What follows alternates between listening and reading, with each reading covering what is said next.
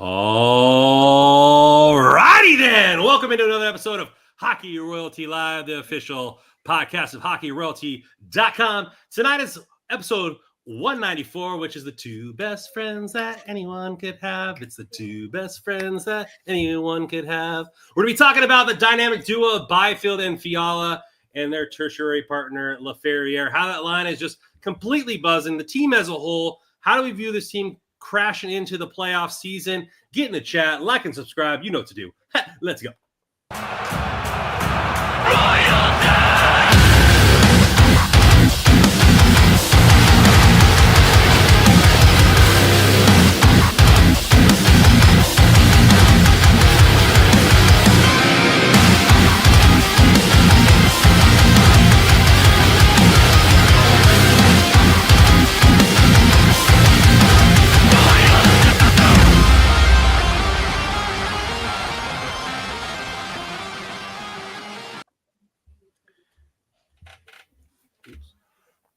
As always, that intro was brought to you by Ezera, their official member or intro to the Hockey Royalty podcast. Their new song Out Blind now anywhere you want to listen to music. Boys, how we doing? Doing good. Yeah, buzzing. I just subjected myself to some Islanders hockey, which was a little disappointing. Watching Draisaitl just won it in overtime. His second goal of the game was 2-1, so that sucks. But Kings are playing well, so I'm doing good. How you doing, Joe? I was just fired up. I made the whole game last night. Like I told you guys before, like I ended up shutting it down. Like it was 3-0, so I like 5-6 minutes left. But I don't know what it was. Like I've been struggling. I think part of it is with my coaching hockey season over. Like I don't know. I got a little bit more in the tank. That's the first home game, like 10:30 home game start that I've made in I don't know how long. So there was a couple of earlier starts over the weekend that were nice, but yeah, it was good. Hell of a freaking game too against the Caps, that's for sure. We'll get into that, but no, going pretty good. Randon, how you doing? I'm doing well. As you maybe can tell if you're watching on movie theater screen or a 90-incher in your front. Over my right shoulder, I got the newly autographed George Kittle framed Nice photo there. Yeah. So mom got me a nice little gift for my birthday in February, and so finally got it hung up, and so now got a little sports memorabilia in the background for our podcast. So I appreciate that there. It's been crazy here in Dallas Fort Worth. High winds. It looks like the Serengeti Desert over here, just dirt everywhere. I don't know where it's all coming from. But I feel like Dune, where I got to have the whole mask on, the nose plugs, just to walk outside right now. Maybe I'll be able to ride an earthworm to the bar later on. But it's overall, it's been pretty good. And it looks like it's pretty good for the chat going here. Richie Rich coming here with the Let's Go Kings right at 9:00, punctual as usual. Carter Scores, the three amigos. And I wasn't talking about us with the intro. We're talking about the Kings, but we are the three amigos. We're going to be bringing some good content tonight. Holden, what up, guys? Mikey, money, what up, fellas? Gwendolyn, go Kings, go. I'm so tired of staying up late after being amped after that win. So good. Maybe some, melanin or melatonin or whatever that is that makes you sleep. Some tea, Gwen, maybe some tea would help you get to bed. Richie Rich, Edmonton wins in OT. They squeak out the 2 points. That's not too good right there. Holden 92 last night was one of the best wins of the season with a shutout there. So let's get into it. That's what we're going to be talking around first is the team sense. Obviously, if you're watching on YouTube, you see all the stats scrolling across the bottom. Getting better, right? An extra 0.5% on the power play. 28th instead of 30th. Man, we're improving right there. Penalty kill up from 9th to 4th. The whole team's buzzing. After Kuzmenko's been added to the lineup, the shuffling has made it work. There's some people now that will remain nameless that are no longer playing for the forwards, allowing for them to run 4 lines, not doing 11 and 7. Clark and Spence in the lineup. It's like Christmas every single night. We're watching Kings hockey, boys. Yeah, this is the dream lineup that we've been talking about for feels like all season, and we finally got it. And it's nice to see it be successful, right? I mean, it'd be a little tough for us to be screaming to high heaven, hoping for Spence and Clark to be in the lineup.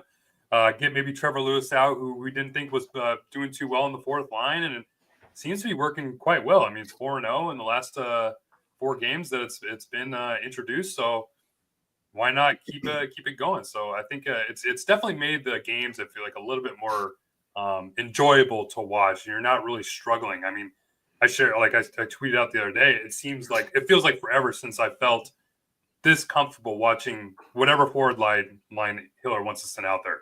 You see Deneau out there with Fogle and Moore. Sweet, love it. They've been rocking and rolling. We'll talk about Byfield and Fiala with Ferrier. They're going strong. Even Kopitar and Kempe with Kuzmenko, they're kind of figuring out, but still playing pretty well. And in the fourth line, I mean, they've been kind of buzzing with the 2 big boys along with Alex Turcotte as well. So yeah, it's been fun watching this lineup succeed of late. I know there's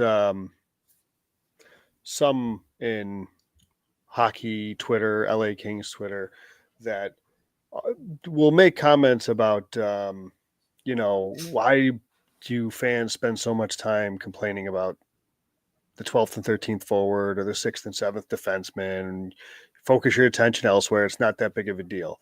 Don't ever let them say that again, and don't ever let them tell you that again, because I think you're seeing, and Jim Hiller mentioned it in his practice availability today, about this team is very balanced.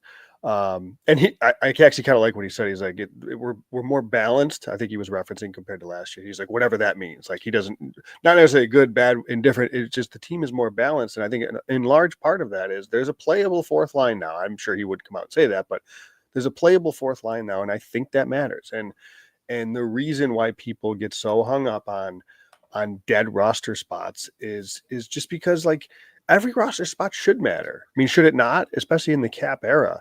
I would want my GM and my staff, my team's coaching staff, to be honed in on every single position. So I don't think it should be crazy that fans are looking at every single position. And just because some, be it media or be it whoever with different opinions say, well, who cares? It's the 12th forward. Well, it matters. It matters. When you get to playoffs, especially in the grind of a series, every one of these positions matters. And I don't think anybody should take something for granted just because it's the fourth line or the 6th D. It doesn't matter. I just don't agree with that. I don't subscribe to that. And at least early days, to Russ's point, we're seeing a very playable fourth line. All 4 lines are going right now, right? The fourth line is doing kind of what they are there to do. Jeannot's buzzing and hitting. Sammy Hellenius is being a big physical kind of presence there, and he's occasionally getting to the net. Turcotte's zipping around and trying to create chances when he can, but it brings a totally different look to that line than they've had all season. And look at the other 3 lines are absolutely just flying right now, right? Fiala, Byfield. I might be able to play on that line with how good that they're going right now. No disrespect to Leferrier, but no, those guys are incredible right now. The Fogle, Deneau, and Moore line is buzzing, and yeah, Russ, like, Kuzmenko they haven't produced at 5-on-5 right with Kuzmenko, but I think look at their numbers. They're playing really well. They're dominating their shifts. They're doing everything but getting points. So hard to have anything to complain about with the new look forward group. And it's exactly what we talked about, I think, last week. Like, the most exciting part about the Kuzmenko trade isn't necessarily just Kuzmenko. It's that he bumps everybody down a notch, right? And it just balances out the rest of the lineup. And it's huge. And I think we're seeing early dividends of that. Yeah, I think it kind of stems in a similar light from the PLD article that I read out of The Athletic. And he said he struggled with, on the Kings, he struggled with the ice time that he was getting. He was used to getting 17, 18 shifts, 20 shifts a night to make a impact, and he was getting 10 or 11. And you look at the 11 and 7, and, Clark is getting 2 minutes a night, 3 minutes a night. Well, when you're an offensive juggernaut and you're only getting 3 shifts a whole game, like, how hard is it to get a feel for the ice, a feel for the game, and really make an impact? And now when you have, for a little bit it was working where you were shuffling lines and people were playing and you were striking lightning here and there, but there wasn't consistency. And now with the 12 and 6 and all 4 lines are viable and all 3 D pairs are viable, you're getting consistent ice time at an elevated level, which is allowing different players to make consistent plays. And so, I agree with the sentiment of what PLD said. Is like, I felt like I struggled mentally on how I can make an impact with a lesser role. And I think a lot of players have that same mental aspect. Like, how do I make an impact with maybe I only get 5, I only touch the puck maybe 6 times all game. How do I make an impact doing that when that's not my normal role? And you look at like guys like Brent Clark, who are used to getting 25 minutes a night and every single level that he has played. And now he's like trying to struggle to make an impact with 4 or 5 minutes. Now he's up playing, over 10 minutes a night. You look at his stats when he's playing 15 to 17 minutes a night, he's a 3/4 per point per game player. Like when he's getting the ice time, he's producing. So how do you still produce at that level when you're only getting 4 or 5 minutes a night? And when you're playing 11-7 and lines are getting shuffled around and you're trying this and that, like there's just not consistency in the player's ice time. And him and other players, I'm sure, have struggled with maybe their roles as an 11-7 team when the lines are getting jumbled now. And now with, several games of the consistency of the line mates, the consistency of the 12-6, the elevated ice time for multiple players, they can kind of get settled in and fit into the team a lot nicer than maybe they were in the previous months. Do you think we'll see 11-7 again, Russ? Not if the team's playing like this, no. I wouldn't put it past Hiller. Like, I kind of playoffs. Let me rephrase that. Do you think in playoffs we see 11-7? That's what I was going to say. I think in game 1 we might see 11-7. To be honest with you. The reason I asked that, and I kind of agree, because the one thing, if you've noticed, we saw it over the weekend. We saw it Vegas. We saw it with the Islanders, the Blues. We saw it a few games in a row where that last 10 minutes of a third period, Clark and Spence were they maybe got a shift or two. And then the last 6 minutes or so, 7 minutes, they ran 4 defensemen.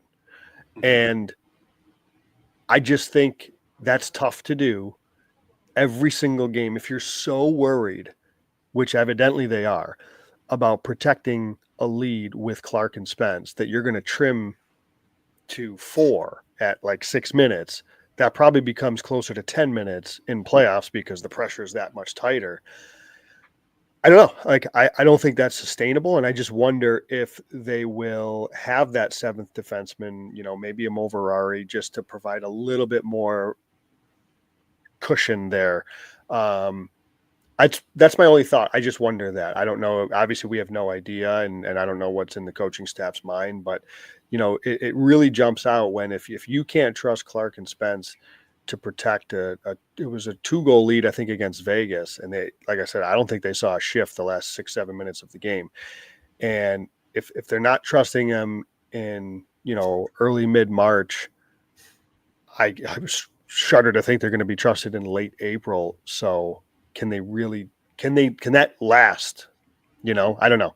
That's just, I think the only thing that would be concerning about that, because I get it from the defensive side of it, but I think what's so great about this lineup right now, and at least just the 12-6, and I'll talk about just the forwards up front, is you're getting that consistent line. You're playing with a line mate consistently, the same line mate. It's like what I was getting so frustrated with over the 11-7 prior to the trade deadline is that we saw, now this probably won't happen now with Kuzmenko, but we saw this revolving door alongside Kopitar and Kempe, or even I guess you can even point to the 4th line being the same way. And it was really changing the rotations throughout the game of the lines. So then it was at a point where you had Fiala, Byfield, Laferriere playing so well, and then all of a sudden you have to take Fiala or Laferriere or even Byfield off that line for a shift or two, just so that we can fill a hole on the 4th line or the 1st line or whatever it was. And that, it just kind of ruins the rotation and kind of just puts a speed bump in that a little bit. So the defensive side I get, but with the way that the forward lines are running right now and how we're getting such good production, not necessarily in terms of points or whatever, or goals, but you're just getting quality play. And I think Holden92 mentioned it at the beginning part of the stream, saying like, you're not losing any momentum when the fourth line goes out there or even comes off the ice. You're just continually they're having the puck in the offensive zone and really making plays with it, as opposed to when fourth line in the past, it was just they'd go out there and just be on their back heels the whole shift and really had nothing going on. And at this point, you see Hellenius and they're really simplifying their game too. And that I've loved what Samuel Hellenius has done this season, and he's been like probably one of my more surprising players of the year, because at the beginning of the year, if you had told me Samuel Hellenius would be playing 30-plus games of the season for the Kings, I'd be shocked. I'd be like, okay, something's gone wrong. There's been a lot of injury, but I think a lot of it's because he's just been playing so well. He just simplifies his game. He's physical, and he's not afraid to go to the net. And it's not turning a lot of points, but he's definitely making stuff happen out there. So, like, I get that part with the 11 sentiment, and I think it's not something I would go to. But, I mean, Joe, like we've talked about it all year, and Brandon, I mean, this is a team that prioritizes defense like number one. That's their number one priority. So if they get an extra defenseman out there and try to focus on that aspect, they're going to do it. And that's why we kind of think that game one, we might see it happen. Yeah, and I just think to me, they should just suck it up. To be honest with you, like we beat Edmonton because we didn't sit back on our heels. We beat Edmonton because we played more offensive hockey. We attacked them in a consistent nature, or Vegas, yeah. And we attacked them in a consistent nature.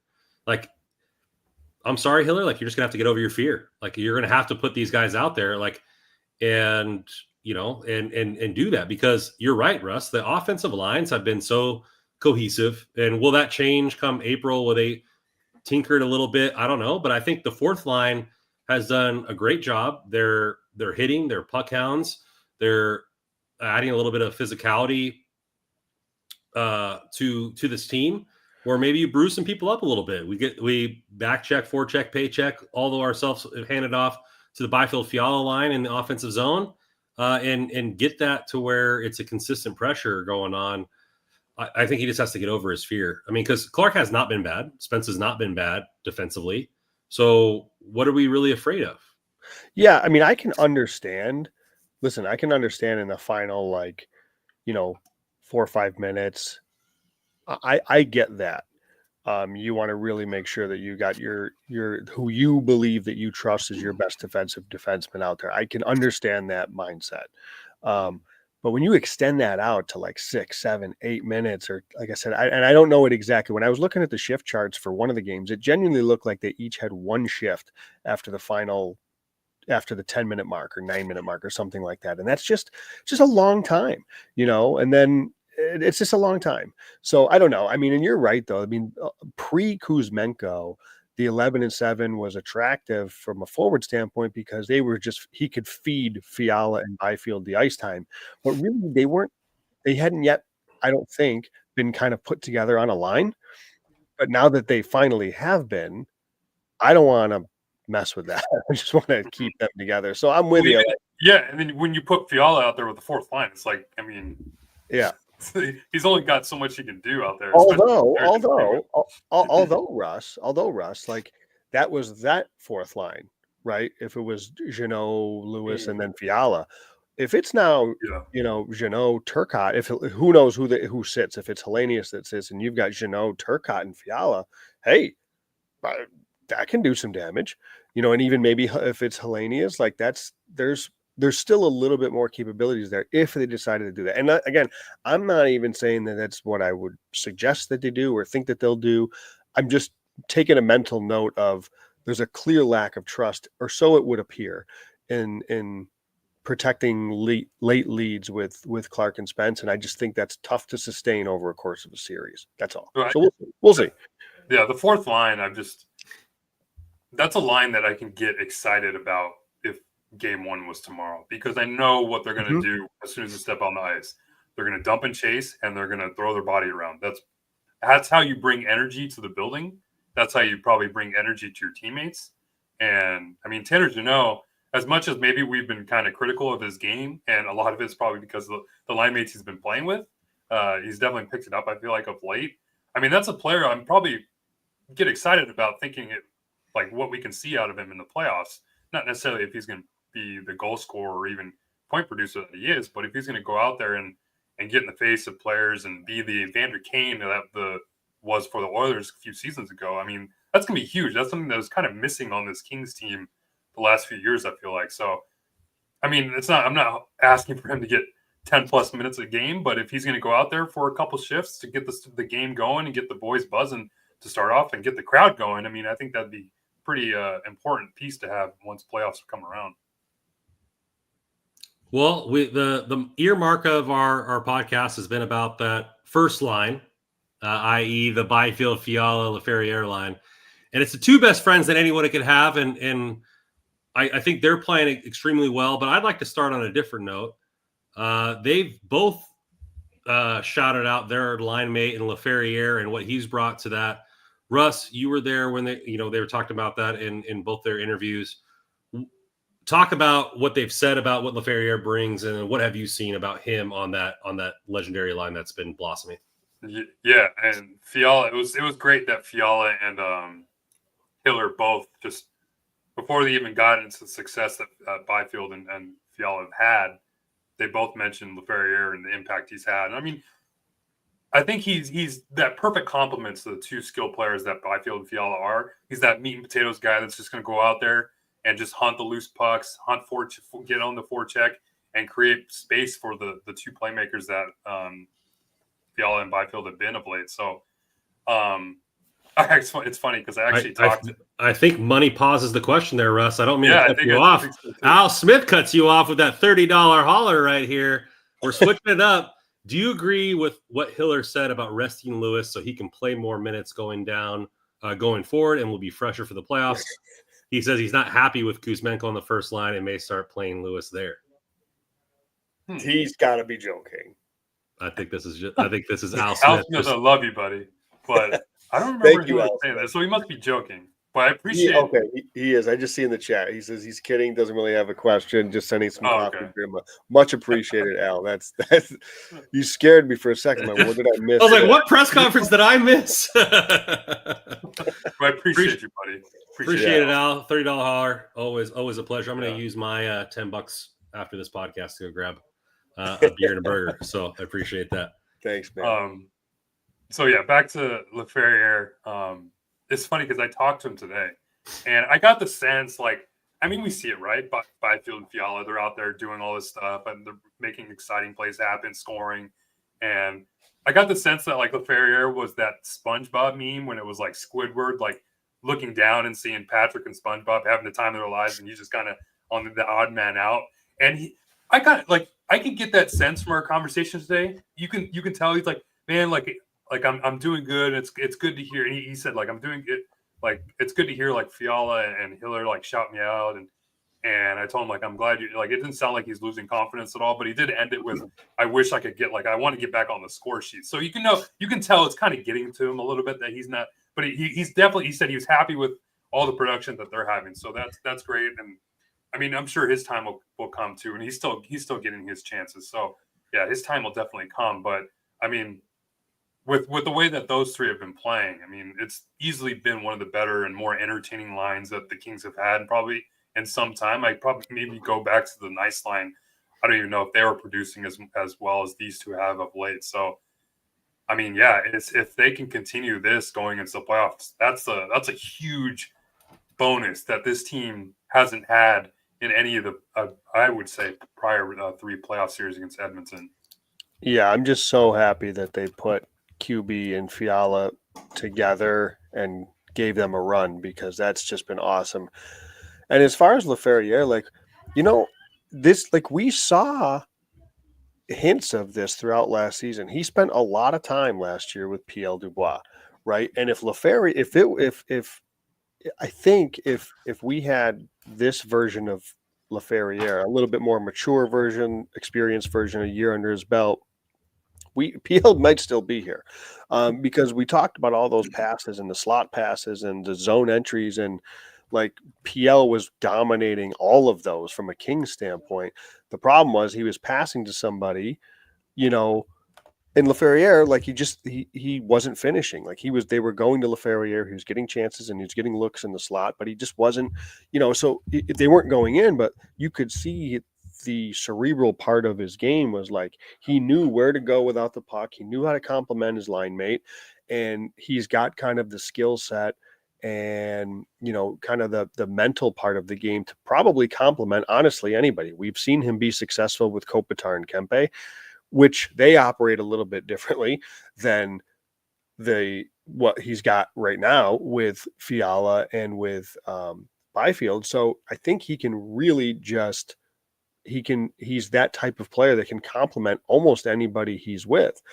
So it's not that much of a shock, to see that line do well with the complementary piece that is Laferriere. So, I think we saw signs of this last year. So it's been great. Like I know when the Kings first made the trade for Kuzmenko, my first thought was let's put Kuzmenko right with Byfield and Fiala. And listen, I still want to see that, but the way everybody's going right now, I obviously it doesn't make a whole lot of sense to change things around. And Laferriere is a big part of that. I think the shooting mentality that Byfield and Fiala are displaying lately, it's funny. I looked back to the comment that Hiller made about Fiala. I think it was January 21st. He had made a comment saying that he just wants Fiala to shoot more. And whether that be like 5+ shots a game, like so be it. He just wanted to see Fiala shoot more. And I think before that, he was shooting around, he had about 17 shot attempts per 60. And now he's up to like almost 20 shot attempts per 60. So a little bit of a jump. And I think that's definitely helped in terms of their production. It's just the one-timers, right? Like those one-timers in the slot, I feel like they know exactly where each other are at and what each other's going to do the next time the other person gets the puck. It's incredible to see. It's getting to the point where I'm now starting to realize like what they're going to do when they're on the ice. Like as soon as one or the other passes to each other on the high circle, that puck's going right to the net. And it's that one-timer that Fiala's kind of that maybe we hadn't seen as much from Fiala the last few years. And even Byfield too has displayed it the last few games. I mean, it's a duo that this team desperately has needed to succeed. I mean, this is the Fiala that we had all hoped to see, and we had seen at times, but maybe not as consistently or at this high of level. And even Byfield, you can say the same thing. Like this is a player that we had all hoped he maybe develop into, and maybe we're seeing it already at 22 years old. Like him developing into this elite centerman, top 6 centerman, almost number 1 center on a playoff team, 100+ point maybe playoff team. That's absolutely massive for the future of this organization. I mean, this is what we've been hoping for to see out of Byfield ever since he was drafted in 2020. Like we had been saying, like he's going to be the heir apparent to whenever Kopitar retires, and we hadn't seen it. Maybe we saw it in flashes, and we definitely saw it him playing on the wing with Kopitar and Kempe, but not down the middle. And this season, he's really taken that duty to the next level, and he's really ran with it, especially elevating the game of your best playmaking winger. So to see those two really take their game to the next level, I mean, it's massive not only for right now, but for the future too. It's huge. Yeah, like you said, it's given the Kings something that they just haven't had, like a truly legitimate scoring threat of a line. Like the Kopitar line with Kempe, whenever Kempe's on the ice, you've got somewhat of a scoring threat. But like Kopitar is just such a 200-foot responsible defensive player that, it's just different. Where when Byfield and Fiala are on, they're coming. Like this is an offense first. We are trying to score goals, and they don't know the last time they had something like this with this much talent to go along with it. It's not just a bunch of worker bees. So it's awesome. I love it. And they need that. You need that layer of offense, and they haven't, like you said, they haven't had this. They haven't had this legitimate second layer of scoring. And frankly could end up being their lead scoring as they head into playoffs. Gwyn coming in here with chemistry has been a big factor in measurables. No, maybe that's the immeasurables that the Kings. Hey, we get to see immeasurables tomorrow. That's right. LA. That's right. Maybe you'll get the same video tribute that Matt Roy got.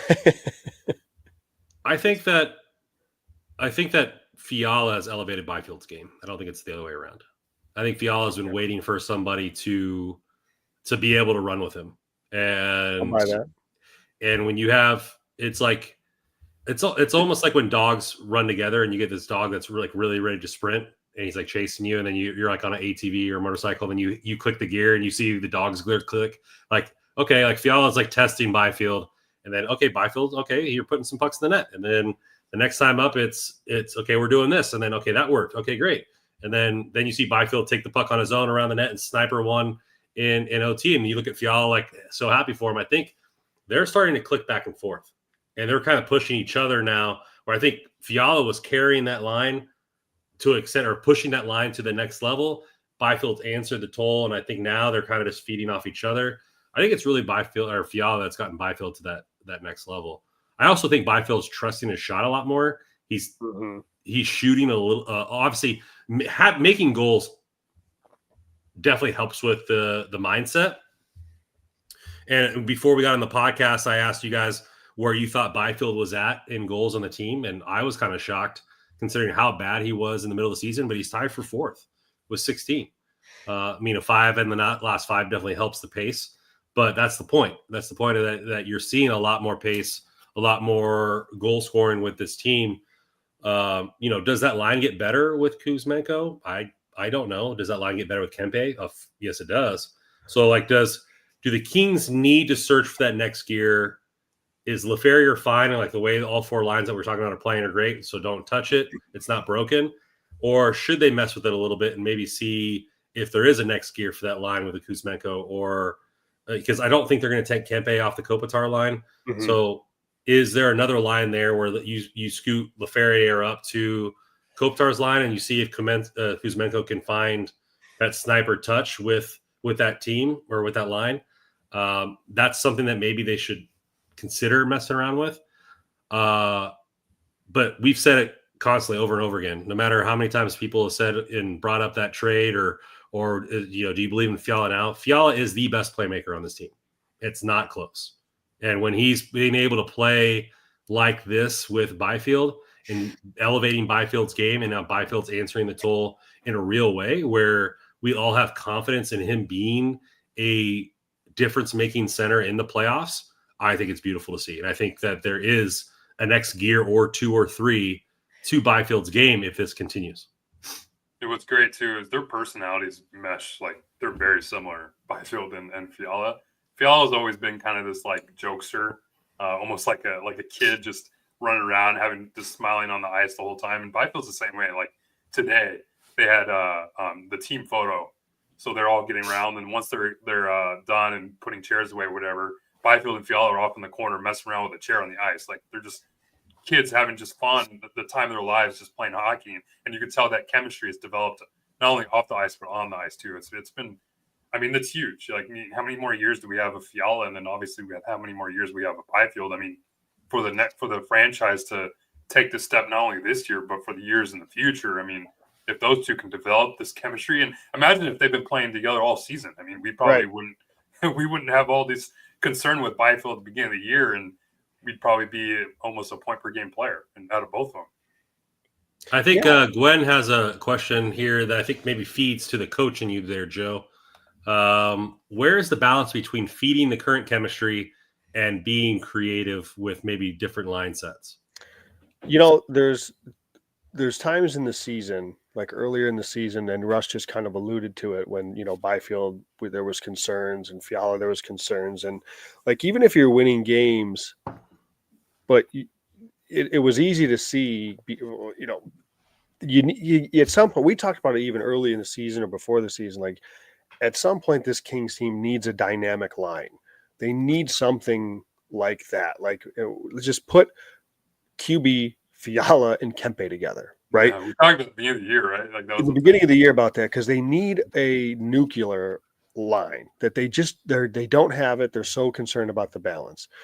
So they start the season, they go on, and you've got the Kopitar Kempe. They have the other 2 were split up. Fiala and Byfield were split up, and then they did the 11-7. And it's like, so to Gwen's question, like at that time, the Kings may have been winning some games. Like, clearly they've been in a playoff spot all seasons, right? So they were obviously successful in the records. So it's easy to say, don't fix what isn't broken. But I actually think there were some things broken then. They were winning games, but they weren't winning games in a threatening way. They weren't winning games in a way that was going to scare anybody come playoff time. And then lo and behold, the second you put those two together, off and running they go. And it's been incredible ever since. And it's like, well, duh. Now to the current state, like, I don't think anything's broken. I selfishly want to see Kuzmenko with Fiala and Byfield just because I kind of want to see it. I want to see, does that unlock, to Randon's point, could there be like another level offensively to that line? Which again, I think you gotta have like a nuclear option, and maybe that's just an option later in a game, right? Maybe it's you go to something like that, because I think we've seen that. We've seen Hiller, at least before the Kuzmenko trade, every now and then we'll put Kempe with those two just because they needed a goal or something. So I don't think at this point, though, anything is broken with that forward group. So I can understand not wanting to make any move. Like if the Kings had won these 4 games, but the numbers for the Kuzmenko, Kopitar, Kempe line were like, it's just not a fit. Like, it's not working. It's not clicking. But that doesn't seem to be the case. They seem to be controlling possession and the scoring chances. So, I'm okay riding with it. And then, someday that maybe I'll get my shot to see those 3 together. But for now, I think it's a situation where, there isn't anything that's necessarily broken that needs to get fixed. So I don't know. I don't think that there really needs to be a change, as much as, again, I love the idea, but I don't think it's necessary at the moment. Yeah, big appreciate that, Joe. Let's talk about Kuzmenko in the other aspect of what he's brought to this team. Power play up a half percentage from the last podcast already. What's going on? 28th in the league instead of 30th. So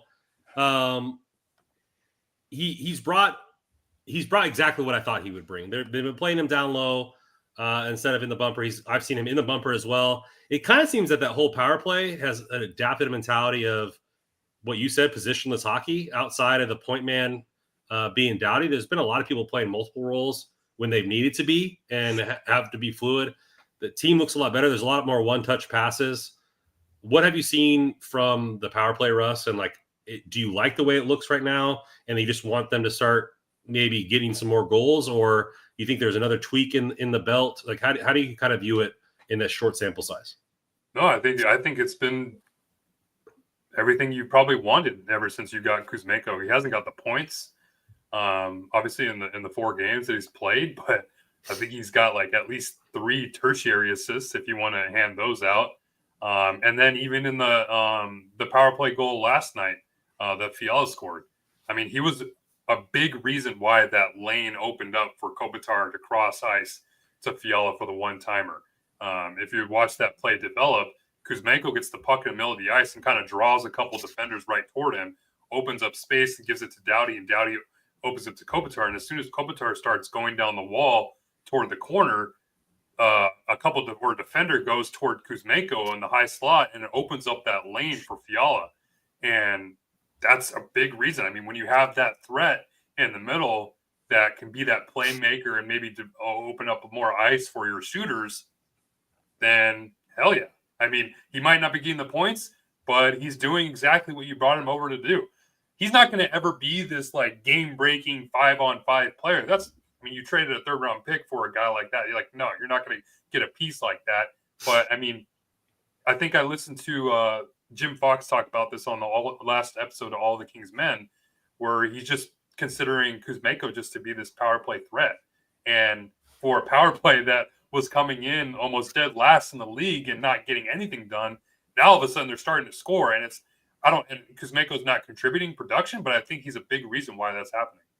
Off the top of my head, I can think of 3 plays that I don't want to say never, but they weren't in the arsenal for the Kings power play, right? The first power play that he stepped foot on the ice with the Kings, bang, bang to Kopitar, right? Like, we've seen the low to bumper play, the little triangle play multiple times. The play yesterday on the save that Lindgren made was that's arguably the best puck movement you'll see on a Kings power play. Definitely the best puck movement you've seen on a Kings power play all season, probably in the last, I don't know how many seasons. That was tick, tick, tick, tick, tick. And it was a remarkable save by Lindgren. Again, we haven't seen that. We haven't seen that in the arsenal for the Kings this year. And all it took was adding a player of Kuzmenko's, offensive creativity. And this is the thing, like, because the Kings have a right-handed shot in Laferriere, who they did try at times in that spot, but it wasn't the same because, like, the offensive skill level, like when you are a guy like Kuzmenko, that his brain is wired for that. The high-end skill, always looking to make plays. Like, he's not like in any sort of elite passer necessarily or anything like that. He's just like, I love making plays. He's got great hands. He wants to be creative, right? That's just in his DNA. So that just opens so many more things up. And not to be a knock on Laferriere, but it's just they're totally different style players where he just oozes creativity. And that is what was missing, from the power play. And he opens so many things up. And he's been a great option down low. Randon, you mentioned, I think it was was it on the goal they ended up score? Did they end up score? Or maybe it was on the play.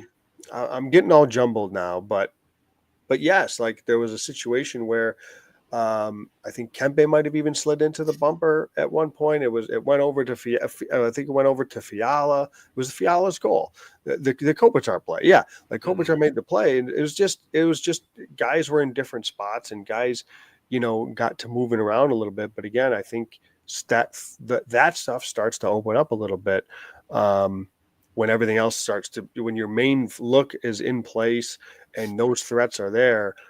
Once that happens, then that does start to open some other things up a little bit. The amount of movement that I've seen from Kuzmenko, where we were just yelling at the front man, like, move your feet. Like, there was been time like Deneau's down there, and he's just standing in front of the goalie, like having tea time with whoever the goalie is down there, not moving. You see Kuzmenko, like if the puck's on the half wall, he's over hitting the ice, like, yeah, give me the puck, let me make a play. Then it comes to the center. He's in front of the goalie, ready for a tip. Goes to the other side. He's over there. Hey, let me make a play. Like, he's being aggressive with his movement across the ice. I think it's only a matter of time that he starts getting some of these tips, creating some of these one-time passes. And like I said, on the last pod, the power play only needs to get to 18 to 20% when the playoffs happen. Playoffs happen, like right now, we're at 15.5. We're creeping up. But when if it clicks come round one and you're running 20+% on the power play, like, that's a huge weapon this team has missed all season long. We're the 5-on-5 warriors. And then it's almost like I'd rather it be football and just say decline the penalty and like let's continue playing. Now, like, the team looks like it can maybe make some noise on the power play and have that opportunity. Kuzmenko's creativity down low, or the ability or the willingness to have creativity down low, has been a revelation. And then he's looked good in the bumper roll. Like, he's been doing whatever is necessary. And I think you're right. Like, a lot of them, he's been the reason that the lane has opened up, or he's drug a defenseman out of the way to create a room for another pass. It's just really opened it up with him being a righty and his willingness to create. Well, I mean, that's why we got to credit. I mean, you got to credit Rob Blake for the move to bring in Kuzmenko, because this was that was the reason the Kings lost to the Oilers last year, was because of the power play. 5-on-5, I think they were even in goal scoring, if I recall. But the Kings never scored on the power play. They were over. And you go out and get a guy like Kuzmenko, that's what he's here to do. He's here to help you on the power play. And I think you've got 2 power play goals in the 4 games that he's been here. And probably 2 – that's what's so unfortunate, is like 2 of the best plays that we've seen on the power play this year were both like 2 of the most incredible saves we've seen against the Kings this year, which kind of sucks. But, hey, I'll chalk that up as a goal. Like, hey, if you're creating plays like that, that's a goal in my eyes. I know it's not going to count in the box score, but great. Like, the power. Joe and I talked about this the other day. It's like I could care less if the power play is shitty right now. If it's great in the playoffs, hell yeah, that's when it really matters. So if it doesn't score for the rest of the season, the Kings make a playoffs and they have home ice, cool. As long as it starts scoring in the playoffs, then I think we'll all be pretty happy about that. Yeah, they got 16, 17 games now with Kuzmenko or whatever it is to let's button that up. Get as many reps as they can. This way it's ready to rock come playoff time. Yeah, I actually had a chance to talk to Kuzmenko the other day too, and we had he's a very, very philosophical guy, and he just loves to talk. He's very happy-go-lucky. He loves life. I mean, he mentioned he got into the he hasn't had a playoff experience yet. And he talked about how much he wants to play for a Stanley Cup, and he even got to talking about once his career is over, he wants to know he had the opportunity to kind of fight for Stanley Cup. So he's got a lot of motivation, and not only to win a Stanley Cup, but he even talked about maybe his future in terms of him being a free agent in the summertime. So there's a lot of motivation for the player to succeed. You don't need motivation to make money, and you can always make money here with our first sponsor here from THPN is DraftKings. The NHL season has been predictable as a puck rolling on its edge. No one knows where it's going, but that just means there's more time for your favorite team to figure things out and games left for you to get in on the action at DraftKings Sportsbook, an official sports betting partner of the NHL. It's super easy for first-timers to get started. Try betting on something simple like picking a team to win. Go to DraftKings Sportsbook app, select your team, and place your first bet. I'm looking at the odds here for tomorrow's game against the Predators. Over-unders at 5.5. The under is favored in that game, and the Kings are favored with minus 218. Odds are subject to change, so get your bets now. Maybe work up a parlay for your first bet. And if you're new to DraftKings, listen up. New customers bet $5 and get $150 in bonus bets instantly. Download DraftKings Sportsbook app now. Use code THPN. That's code THPN for new customers to get $150 in bonus bets instantly when you just bet $5. Only on DraftKings. The crown is yours. Gambling problem? Call 1-800-GAMBLER. In New York, call 877-8-HOPE-NY or text HOPE-NY, which is 467-369. In Connecticut, help is available for problem gambling. Call 888-789-7777 or visit ccpg.org. Please pay responsibly on behalf of Boot Hill Casino and Resort in Kansas. 21 age and eligibility varies by jurisdiction. Void in Ontario. New customers only. Bonus bets expire 168 hours after issuance. For additional terms and responsible gambling resources, see dkng.co/audio. NHL and NHL Shield are registered trademarks of the National Hockey League. NHL and NHL team marks are property of the NHL and their teams. Copyright NHL 2025. All rights reserved. Well, it's been a couple weeks, and we're getting into a new episode of Coast to Coast, talking about the rest of the league, and we're going to be hammering it out with some wild card talk and how the wild card and the playoffs are shaping up. So if you're pulling up the old standings here, which I will do and talk about it, the East Coast right now, the wild cards are Ottawa and Columbus. Who would have thought? 75 and 70 points each, and the Rangers and Montreal either tied or 1 point behind those teams. And in the West Coast, we have the Wild and the Flames with the Vancouver tied with Calgary right there. And Utah and St. Louis only 2 points behind the wild card. So it is heating up here. Let's start on the East Coast, guys. What have you seen maybe from Columbus and Ottawa that's different this year than years past? And will those two be the two teams that sneak in your eyes? I've been a big fan of Columbus all season. I'm a big Kirill Marchenko fan. Zach Werenski, I feel like, is the best defenseman in the league right now.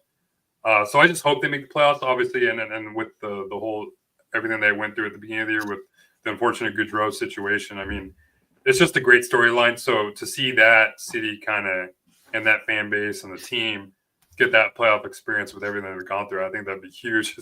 I checked the standings today, and I see that they're tied with the New York Rangers, have 70 points. Like, with everything that had gone on in New York, I can't believe they're still fighting for a playoff spot. It's hilarious. But yeah, so I'm rooting for Columbus, but there's also it's weird because you see I wouldn't pick any of these teams to even win a playoff series against whoever they face. I think it would be Washington. No, actually, it would be interesting, but I feel like Washington would be able to match up pretty well against all those teams. But I can see some an argument for any one of those teams. I mean, you even check the Bruins are 2 points out too.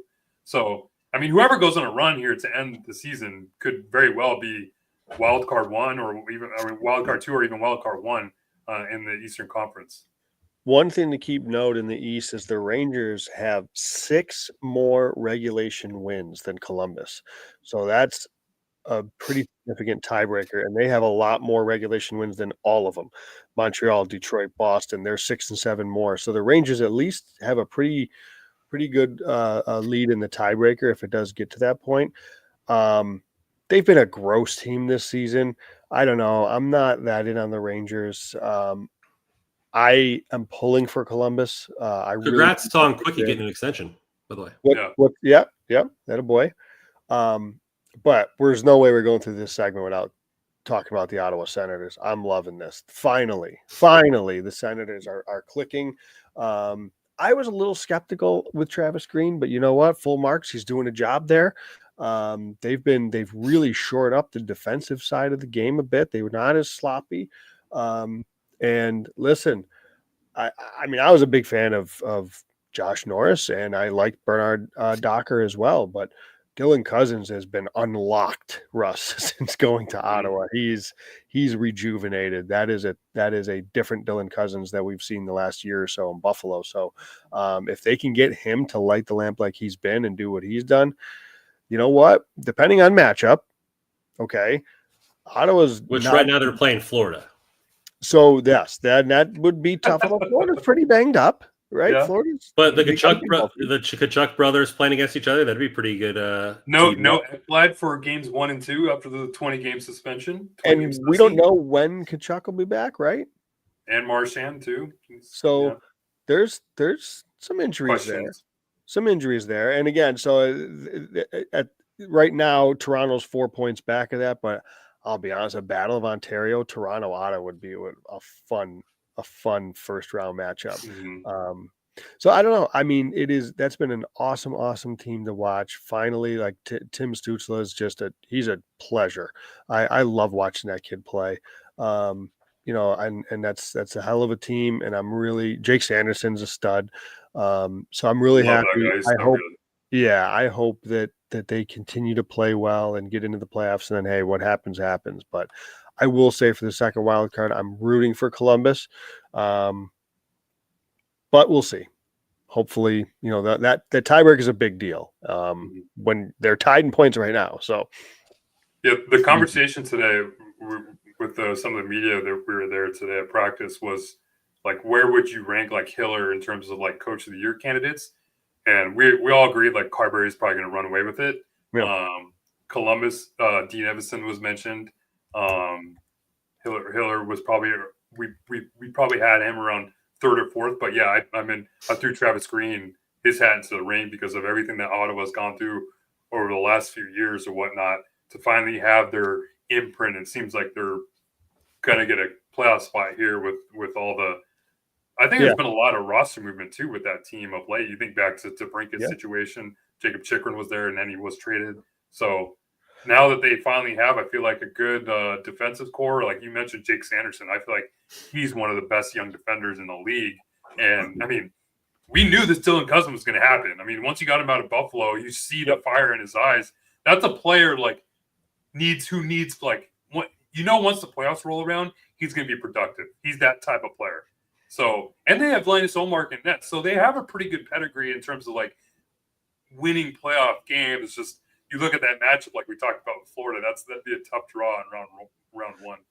And Brady just needs it. I think he just needs it. Yeah, Brady too, he does. I got to ask you, and this will probably transition us into the West here, Brandon, maybe, but like outside of maybe a little homerism, there's got to be 4 or 5 coaches comfortably ahead of Jim Hiller. Like it's not a knock. Like Jim Miller's I think his name should be thrown in the discussion, but if you take a step back for a second and we take our Kings hats off, the Kings finished 3rd in the division last year. They sit right now 3rd in the division last year. I mean, what's so I guess the home record we're going to what is the Dowdy being out for half a year was probably a big storyline, but like you said, it's tough because there's so many other good stories. I feel like that's that's the thing. That's not a knock on Hiller, right? Like it's not a knock. With Columbus playing well, with Carberry unlocking Dubois all of a sudden. Like, who had Calgary in a wild card spot? yeah, exactly. And then you know, and Utah is 2 points out. What if they make playoffs? Like, so Kings would have to win the West, I think, for Hiller to get. If the Kings win the division, I think now you have a better conversation for Hiller. But it's like the Kings finished third in the division last year, and under Jim Hiller this year, they finished third in the division. Like, why is he coach of the year, guys? Mm-hmm. Like, so yeah. I don't think he's at all in the top three. It's almost kind of like it's almost in the same vein of talking about Darcy Kemper for Vezina. Like, I've heard people bring that up, and it's like, well, he plays for one of the best defensive teams in the league, so of course his numbers are going to be good. But it's like you don't want to have that be a knock on how good he's been playing, because he's been so great for this team, and we've seen what happens when you put Dave Riddick in that. Like, he just really can't make a save. Yeah, with Kemper, he's just getting shutouts left and right, or his home record's like 13-1-2 or whatever, something ridiculous. So, but it's just the way the team is, and it's kind of the same thing with Hiller, I feel like.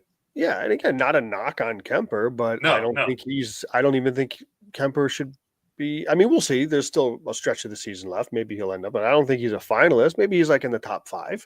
Maybe he's a 5th, which is not great. It's awesome. I think sometimes, and I will say I always tend to be that guy on the show, but I feel like I have to like try to take my Kings hat off for a second. And maybe I do that to an extreme sometime, to like look at the other side of the coin. It's like, why are we even mentioning Jim Miller? if you really look at it like from a objective point of view.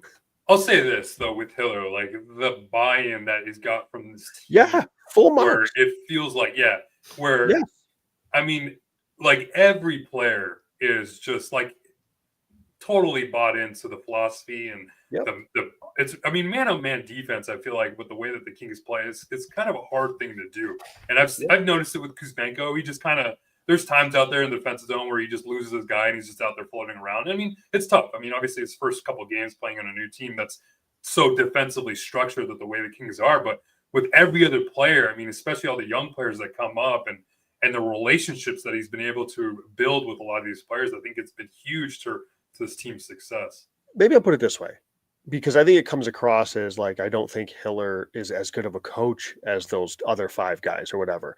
Mm-hmm. Let me rephrase it. There's 5 better stories than the Kings. Yeah. The Kings are the same Kings that they've been for the last few years. They're an unbelievable 5-on-5 team. They're an elite defensive team. They're 3rd in the division. Same Kings, right? Like, but Hiller, to your point, he's getting incredible buy-in, and maybe we are, if we want to be on the optimistic side, look at these last 4 games post-deadline, maybe we're seeing a different Kings. Maybe this is different, right? But the stories, and so that's not to take away from him as a coach. He's clearly doing and accomplishing what he wants to do as a coach, and it's been really good. But like when you look at the stories that we've just talked about, they don't even compare. No. I have a for coast to coast. I mean, we just played the team Washington. I mean, Ovechkin's only a few goals away from Gretzky, but I overheard this on Spitting Chicklets, so I'm gonna give them the tip of the cap there. But there's another Gretzky record that is on the verge of being broken, and it's interesting. It's consecutive point per game seasons, and that's Sid Crosby. Oh my God.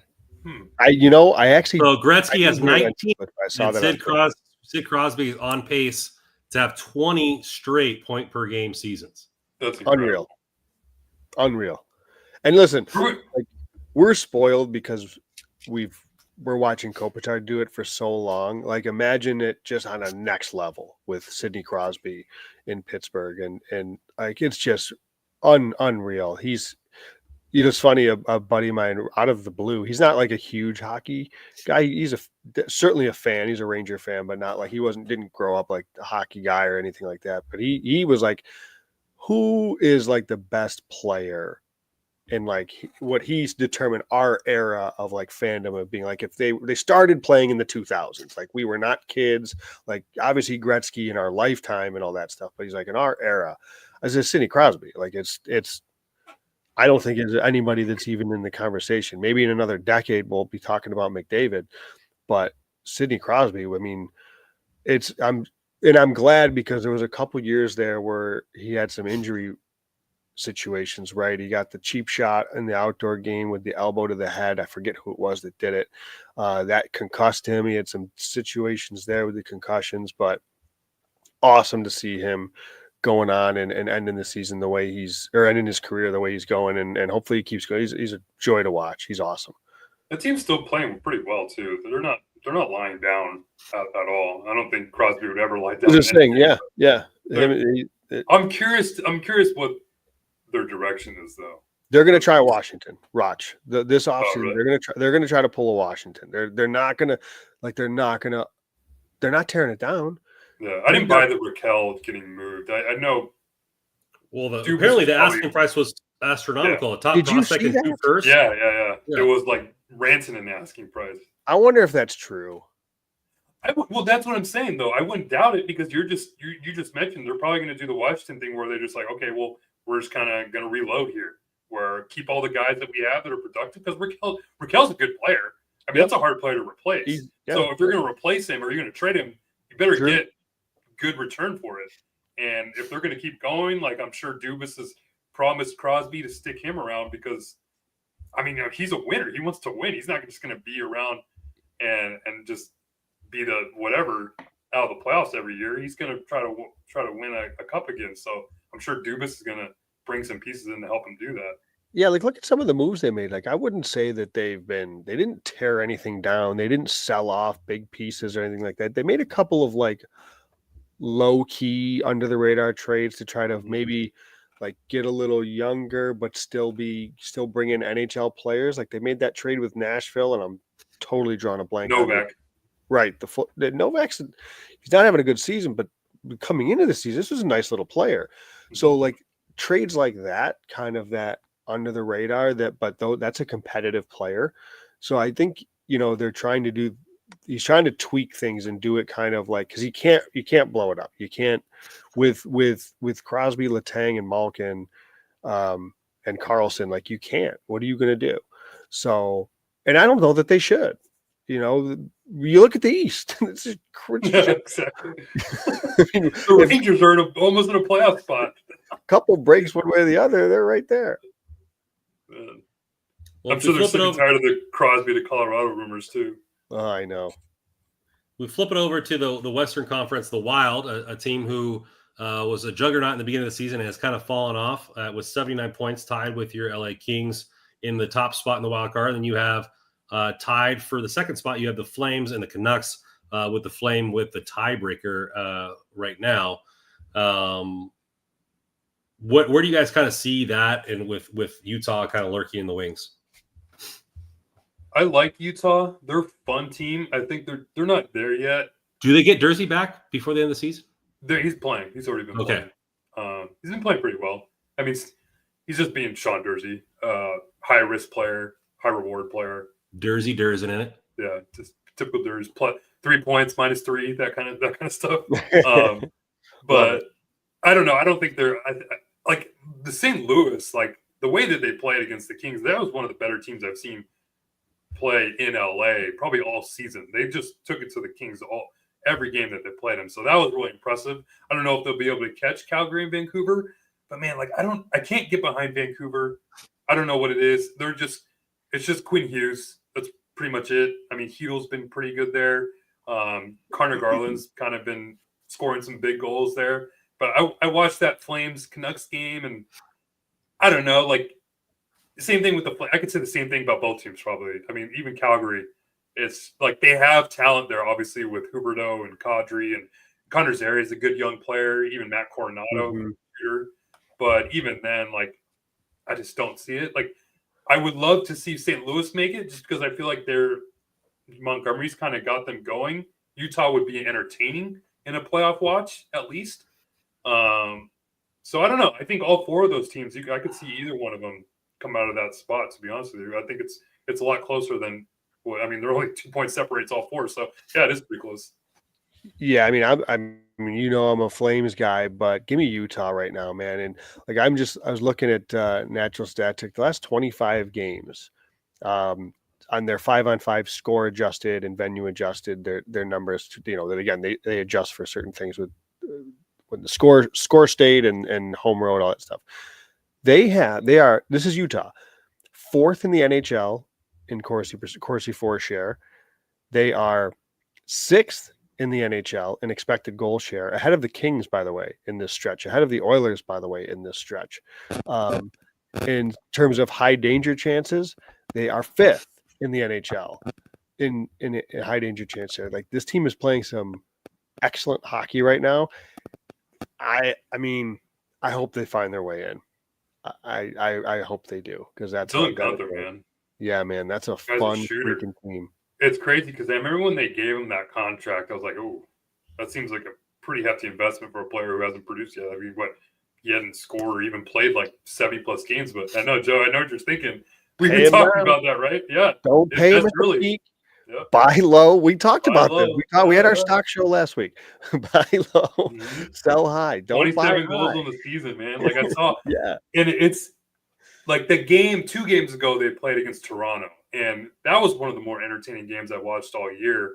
Toronto was up 3-0. It was almost like very similar to the Vegas Kings game. Toronto was up 3-0. Simone Benoit had that Superman punch fight with I think it was Kesselring, and then it just ignited Utah. And the building was jumping. They came back and tied it. They eventually lost in a shootout because Marner and Matthews were ridiculous. But Keller was pretty crazy too. And then they came out the next game, and I mean, they beat Anaheim, even though Anaheim's been playing pretty much better of late. So they're not an easy out as maybe they were at the beginning of the year. But it was really cool to see, like, in both games, like, the arena was jumping, man. Like, they had rally towels out for the game against Anaheim, and they were waving them. Like, it was pretty cool. So it seems like that location is, as much as I hate that they got away from Arizona, because I used to love going to see Coyotes games. It seems like Utah has really welcomed them with open arms, and they have a lot of exciting games up there too for the crowd. It would be the best story for hockey out of the West. Yeah, out of the West, yeah. Yeah, because you have 2 franchises, one in the East and one in the West, that have been starved for good hockey. One, Ottawa, obviously, and then Arizona. The players, that go there haven't really been going there, and like Utah has just invigorated hockey into the bloodstream of Utah, and like they've really gotten behind that team, and I think it's just good for hockey. I think it's good for that fan base, like for the fans that stuck around, like, and said, hey, I'm going to embrace Utah. I'm going to embrace this team. I like the players that were on Arizona. It's the same players.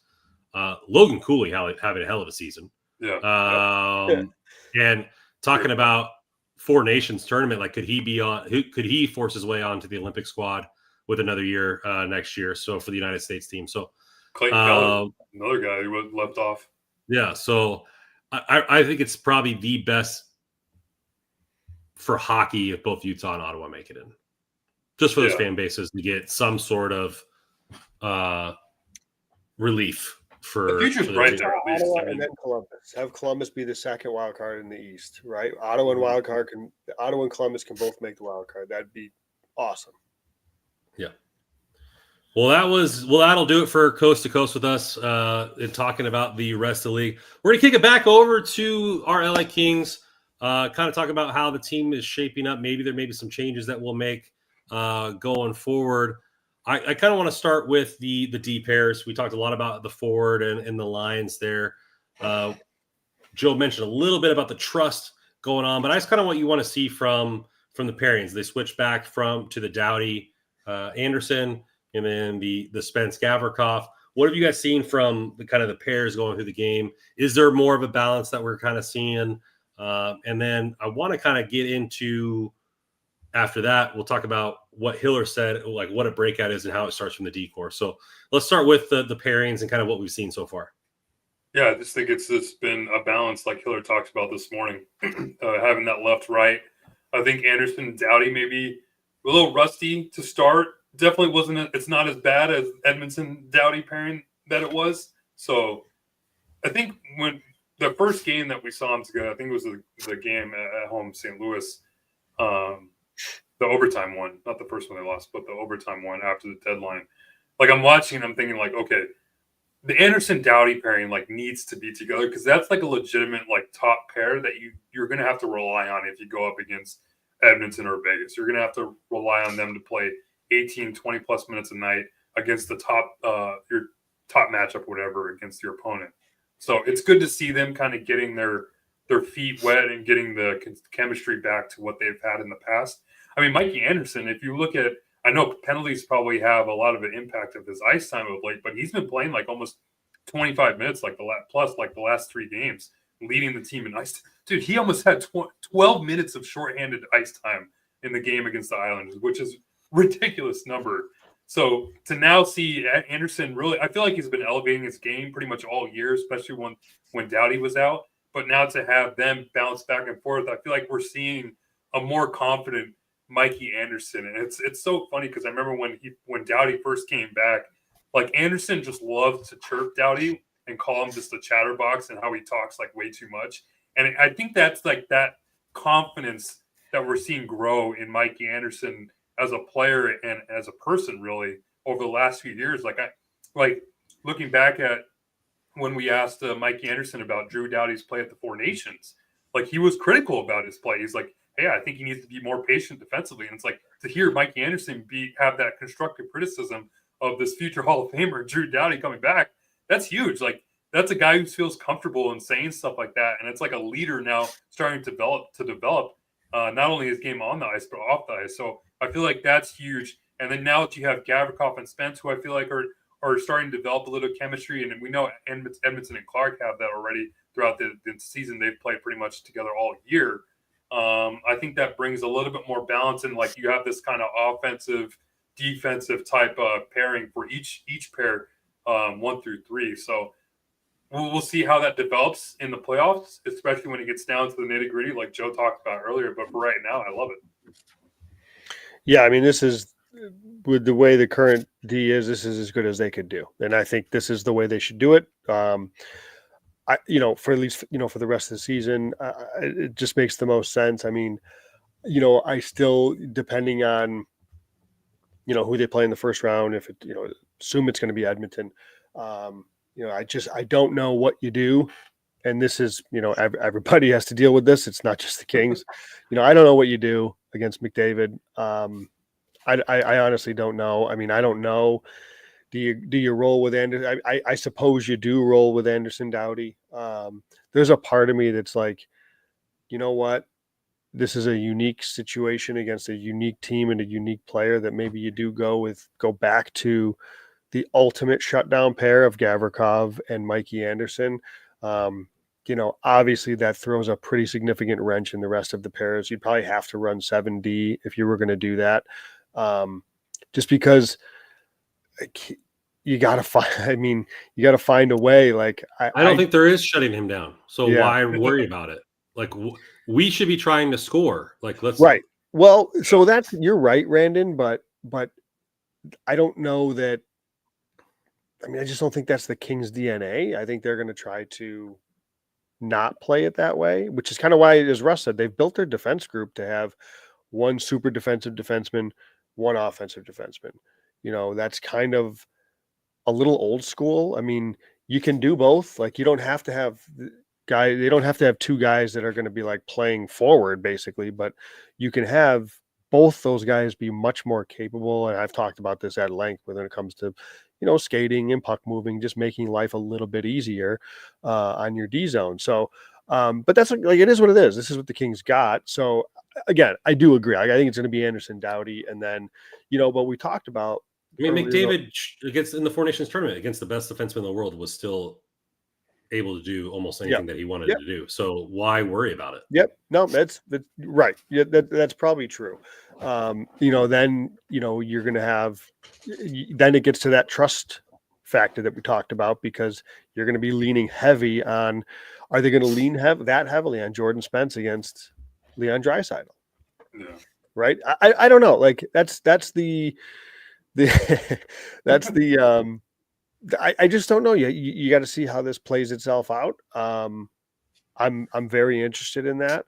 But I think from a pairing standpoint, this is clearly it for what they're going to roll with. It's probably going to be the pairing, too, for what? Next 3 seasons? Probably. At least. 2 minimum. Probably. Minimum. Yeah. I think that this we should stop worrying about not getting hit and start punching back. Like, let's stop worrying about not getting hit by McDavid and throw some punches on our own. Like, I'm so tired of the context that we have to be afraid of Edmonton. Can I ask you, Brandon? Can I ask you? I'm going to cut you off because I want to ask you now, from a forward standpoint, are you going to go against McDavid with Danault or with Kopitar, or are you going to put Byfield and the Fiala line against McDavid? I would rather. I'd rather put them on their heels and play Byfield Fiala. Why not? See if Byfield and Fiala can hem that line in a little bit and say, you know what, you play from back here. Now that's I'm genuinely curious if, like Russ, I don't know where you're at, because obviously the usually what you see is you got your best defensive center against McDavid. And we've seen that now for how many years in a row? Is it 3? And he gets plenty of points against the Kings. So I don't know. Maybe it is time to do something a little bit different. And you know what? If you were, let's put it this way: if you were playing a team and you had McKinnon or you had Crosby or you had another elite top line center, are you marching them out against McDavid every single time? Probably. So it's time to answer the call, Byfield. What do you got to lose? It hasn't changed. We've lost every single year. We lost 3 in a row. What's 4? So what's the difference? Like, I think let's hem them in. Let's make them have the bad matchups. Let's do that. Like, McDavid's going to get his. So why not? Try that? Like, if you want to play the matchups and play on your heels on one shift with Danault and then throw your offensive shift out there, well, then that shift is starting from the defensive zone. You're not making the change in the offensive zone, right? So I don't know. I think F McDavid, F Draisaitl. I'm so tired of it. Let's stop being afraid of them.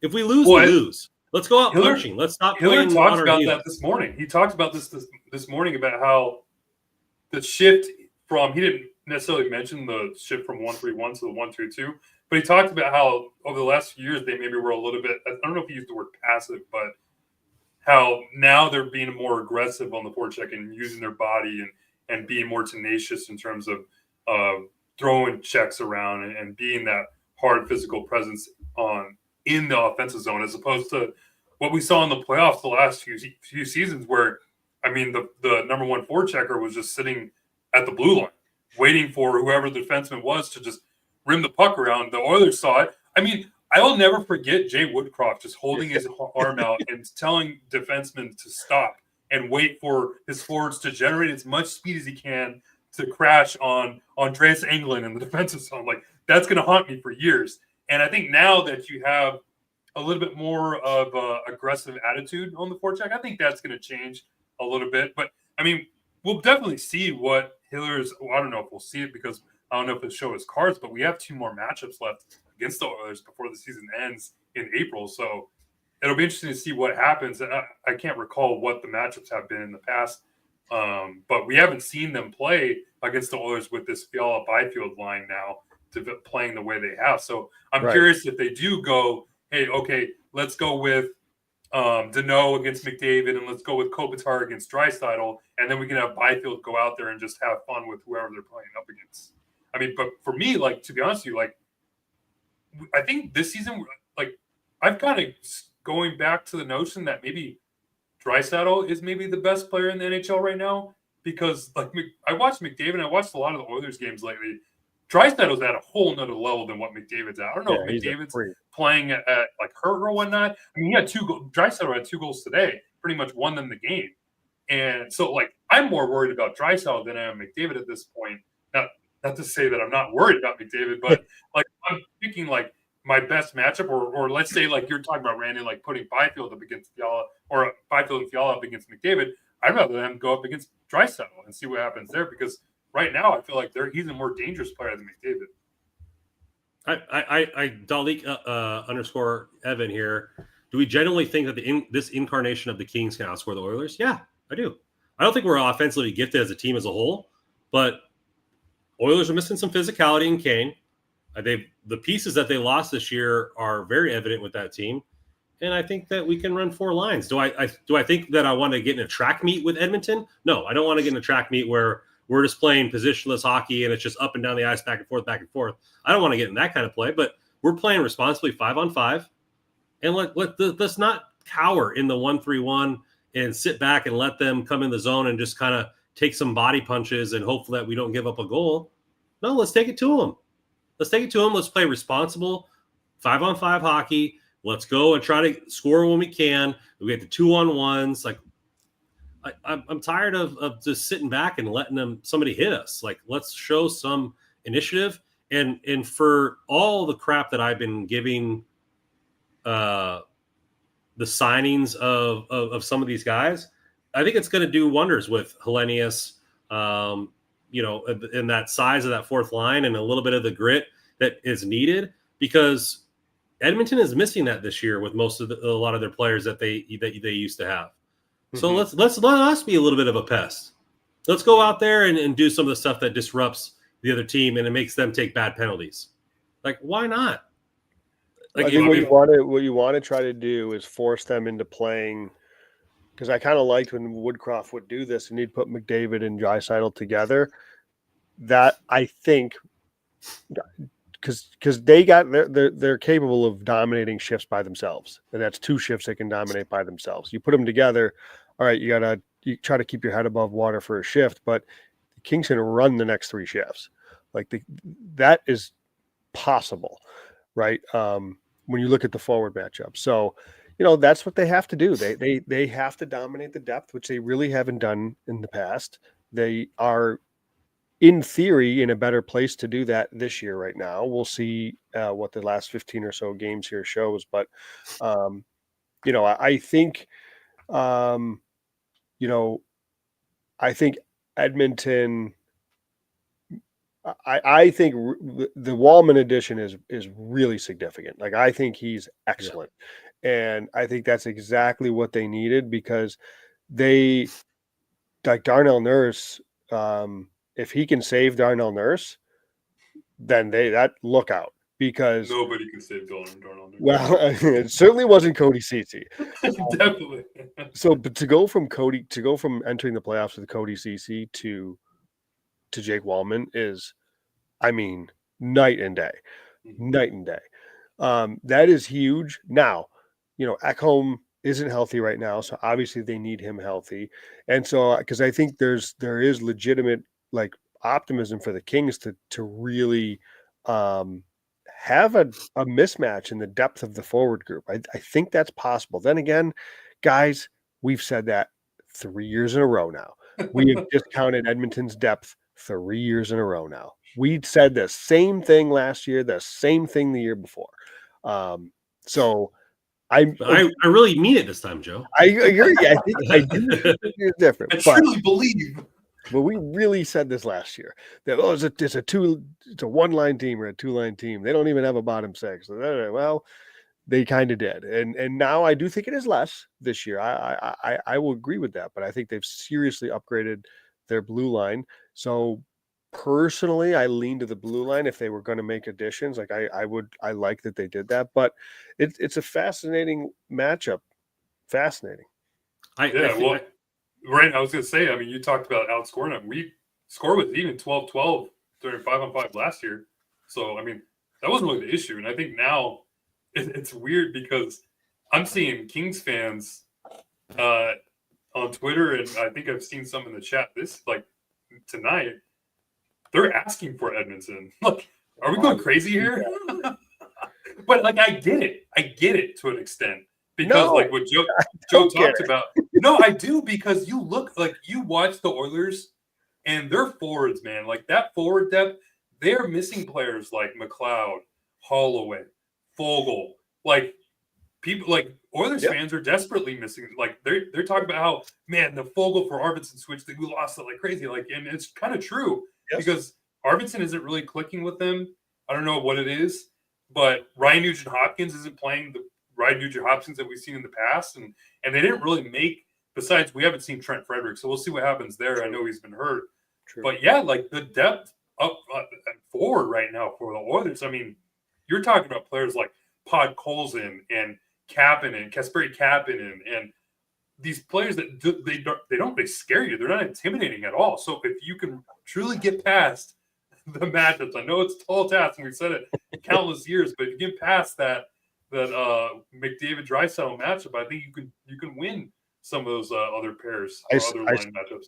I swear, go back and listen to our shows a year ago today. I swear it's verbatim. We were saying the same thing. So, but it's still a strategy of the team and execution. We did not execute. Fair, true. We did not execute at all. Weren't last year though? Like, weren't we kind of like worried? I think it was more 2 years ago, to be honest, for us. Yeah, now that because last year, I remember around this time, like this was brought up last night, and I think Andrew Knoll tweeted about this today. The Kings couldn't beat any good teams. They only beat the bottom feeders, and against any time they would have been against good teams, they just got destroyed. But this year, they're beating all the good teams, and it seems like they're only losing to the Chicago's and San Jose's and all those bad teams for whatever reason. But yeah, you go up against Winnipeg, Dallas, Vegas, Edmonton, Washington last night. They're able to beat those good teams. And I think that's what's giving the confidence now for this team, I think, compared to last year. I know 2 years ago, though, I agree. I think we were saying around these same kind of things that, the depth. We got Deneau scoring. We got Fiala now. Like, the depth is much different. Arvidsson, whatever. But I think this year truly means it. And, like, I mentioned his name earlier, but I'm going to say it again, like, Warren Fogelman. Like, probably becoming one of my favorite players in the NHL, the way he competes night in and night out. And with how ingrained he so quickly is now in the locker room, like, guys absolutely love this guy. And he's such a competitor and fiery guy. Like, he just gets pissed every time he doesn't score in a drill in practice. To have that mindset now and that player playing alongside Trevor Moore, who's almost the kind of same – they have the same kind of personality, too, in sort of this competitive mindset. And it seems like they've almost unlocked each other now as much as Fiala and Byfield have. Because, I mean, I'll talk about Fogle. I mean, you talk about the same thing with Trevor Moore, who now seems to be the same Trevor Moore that we saw in the past, or at least last year. I don't know if he was dealing with an injury or whatever at the beginning of the year, but, man, like, he has that extra jump in his step that we had seen in the past that we didn't see at the beginning of the year, and he's starting to score because of it. So now that you have that line producing, I mean, truly, this is like the four lines, and we said at the beginning of this show, like, this is the most consistently we've seen all four lines play probably in some time. You know, and this is kind of Randon, like the gift and the curse. You know, our show is weekly, so our kind of vibes are a snapshot in time. Rewind a couple of weeks ago, the Kings were losing 4 or 5 in a row. Included in there was what? The Blackhawks were in there, some of those teams that weren't that good. And what was the conversation? Where it wasn't this conversation right now. It was, well, another first round exit to Edmonton. And then, like, they spin off 4 or 5 wins in a row. And now, bring on Edmonton. It's like, see what happens. Like, the team's not the same team. Yeah. Because I never thought for an instant that Trevor Lewis would be sitting in the press box. So, times have changed there, Joe. And all I'm saying is I'm not picking the Kings to be outlandishly favored against Edmonton. I'm not stupid enough to doubt McDavid and all that. All I'm saying is I see a path. There's a way the Kings win this series. They're better outfitted to win the series this year than I think they were last year. I think there's a different elevation to Byfield that we're seeing this year. I think the team is more balanced. We're getting better production from our youth. And I think that there's a lot more avenues for us to win. The power play needs to improve still. So I think that is another a box that hasn't been checked off. So am I still going to be, shaking in my boots when the puck drops in game 1 because it's going to be Edmonton again? Yeah, because PSD is a real thing. But I do think that there's an opportunity here that this team has. I think this team is more balanced. I think we have more scoring opportunities from multiple lines. I think we have the right type of talent on this team. We're getting contribution from the blue line, which we were not getting in years past. And then Kemper's playing out of his mind. So, like, I think that there's a path this year to beat a team like Vegas or a team like Edmonton that there really wasn't going to. But a lot of things got to go right, Joe. And I'm not saying like I'm going to pick this team, but I see the path. I want to ask Joe real quick because Mikey Money has anointed you the voice of reason on this show, and I think you need that. Do you think this is the best version of the Kings team that we've seen since this playoff kind of run? Yep. Yeah, I do. I do, and I think I agree with a lot of what Randy just said. I think the Kings are as good as well equipped as they have been up front. The D is the D. Ain't much different. I'm not convinced it's much better. It is the D. Okay. So I guess, but I will agree in general, overall, this is the team that is probably the best equipped to win a series against Edmonton. And who knows after that, right? Maybe more. I'll buy that. I guess what I would like to maybe find us middle ground here is how many times have we gone through, go back to last year. Remember last year, everybody's dancing. 11, 15 road wins on the road. Yeah, how many times since last year have we gone from this year's different? This is different. To we lose a few games in a row and the world is over. We can't score. This team, this offense, we're so defensive structure, it's over. And then they win a few games in a row. And it's, we're back. It's different. No, this time it really is different. And then we lose to Chicago. And it's like, what are we doing here? And now we've won 4 or 5 games in a row. It's like, bring on Edmonton. This time we really, really, really mean it. It's like, can we all agree at this point, from a fan standpoint? I'm not saying from a players and from the team, because they need to do what they got to do. They need to build that confidence and get that chemistry and blah, blah, blah, blah. I'm saying from a fan standpoint, we can all agree none of this means anything.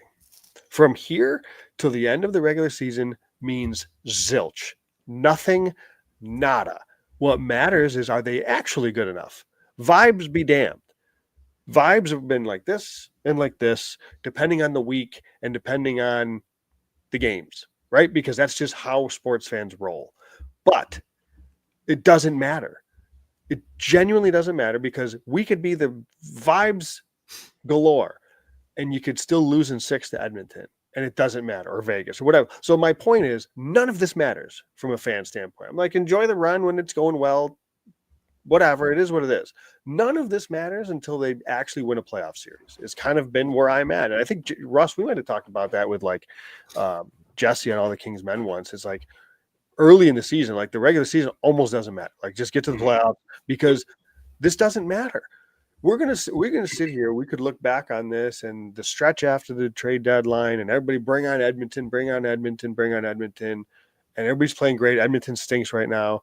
And like, what if Edmonton wins in 7? It's like the same old, right? Like, you have to win a freaking series for once to have any sort of swagger or any sort of anything. Like, what about counterpoint real quick? Because Shane Master is asking the exact same thing I was going to ask. Does home ice matter in the playoffs with this team? I think it matters. I also think it's being way overrated. I don't think it doesn't matter. I would rather, like, I would rather play Edmonton at home than on the road. But I would rather play Vegas on the road than Edmonton at home, as an example. They didn't win a playoff game at home last year too. So it's like, but like, I will say though, like, it's like, so Andrew Knoll is my voice of reason when I watch games in the press box, because he sits next to me. I don't have anyone on the left of me. And anytime, it's funny because anytime Joel Edmondson does something, I just look at him like, did you just see that? I just saw that. That's how exactly what happens.